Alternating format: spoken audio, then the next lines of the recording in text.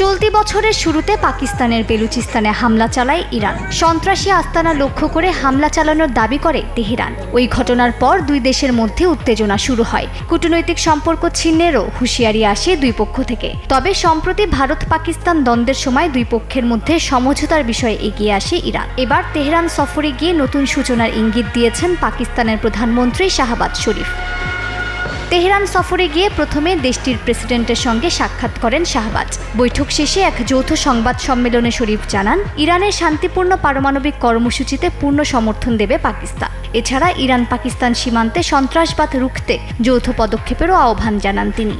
শরীফ আরও জানান, ইসলামাবাদ কখনোই তাদের ভূখণ্ডকে তেহরানের বিরুদ্ধে ব্যবহারের অনুমতি দেবে না। সংবাদ সম্মেলনে ইরানি প্রেসিডেন্ট বলেন, গাজায় চলমান গণহত্যা বন্ধে পশ্চিমা বিশ্বের নির্লজ্জ নীরবতার বিরুদ্ধে এবং ফিলিস্তিনের জনগণের পক্ষে পাকিস্তান ও ইরান ঐক্যবদ্ধ।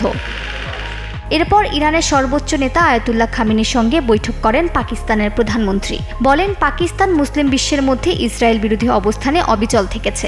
একই সঙ্গে তিনি গাজায় ৫৪,০০০ মানুষের নিহত হওয়ার ঘটনা আন্তর্জাতিক মানবতার উপর এক গভীর কলঙ্ক বলে আখ্যা দেন। জবাবে খামেনি বলেন, ইরান ও পাকিস্তান যৌথভাবে কাজ করলে গাজায় ইসরায়েলি অপরাধ বন্ধে কার্যকর পদক্ষেপ নেওয়া সম্ভব। খামেনি সীমান্ত নিরাপত্তা, সন্ত্রাস বিরোধী সহযোগিতা এবং ইকো সংস্থার সক্রিয়তা বৃদ্ধিতে পাকিস্তানকে একসঙ্গে কাজ করার আহ্বান জানান।